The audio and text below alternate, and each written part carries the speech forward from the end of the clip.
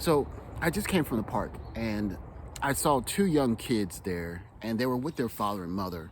And so today is New Year's Day, so people have a time, especially working fathers, they have the time to be home with their children. And I saw two children that were extremely happy. I saw a 3-year-old and a 5-year-old little boy and little girl running around the jungle gym with their father while the mother was there. And you could just feel the joy emanating from those two kids, not from just the fact that they had finally had a day to spend playing with their father, but they have stability. And this, whatever this new traditional or this new modern thing is about breaking up the family, you don't need two parents, one father's okay. If you have one mother and you don't have a father, you're strong. Those kids, man, I saw two ecstatic, elated children, and they were just elated from a point of, look at how stable everything is. This is the way things are supposed to be, and I'm happy. I get to spend today on this jungle gym, spending zero money with my father.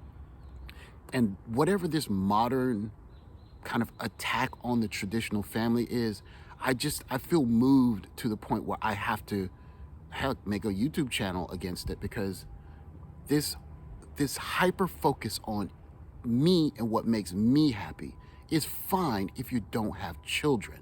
But children, when you bring children into the equation, it's like a pattern for sewing a shirt.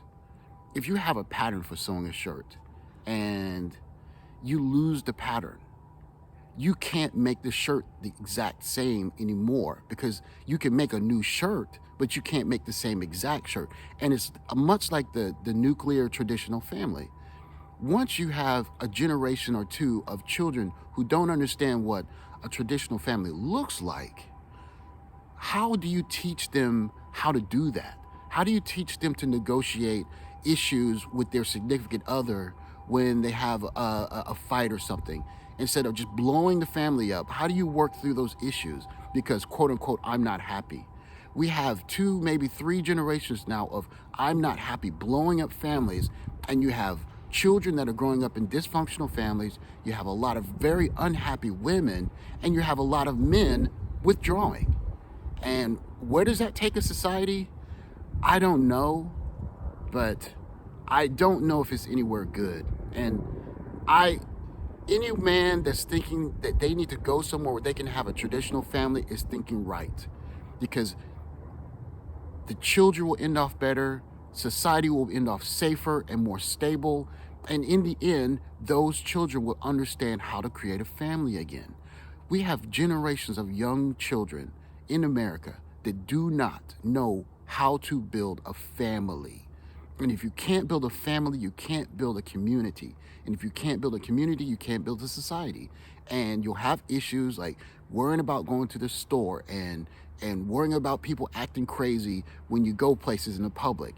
And to be quite honest with you, the more traditional families seem to get, the safer and more stable the communities appear to be.